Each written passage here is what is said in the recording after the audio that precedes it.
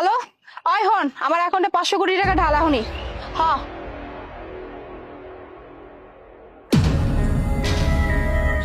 ছোট লোক ফকির নেই, তোর সাহস দেখে তো আমি অবাক হয়ে যাচ্ছি। হ্যাঁ, আমার এত দামি গাড়ির উপরে তুই কিনা এই ময়লা বস্তা রেখেছিস।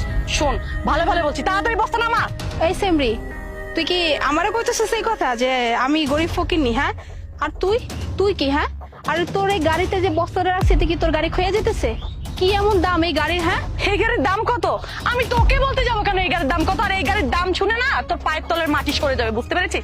এই গাড়ির দাম 35 লক্ষ টাকা, যেটা কিনা তুই বাপের জন্মের চোখে দেখিসনি। আচ্ছা, এই গাড়ির দাম 35 লাখ টাকা?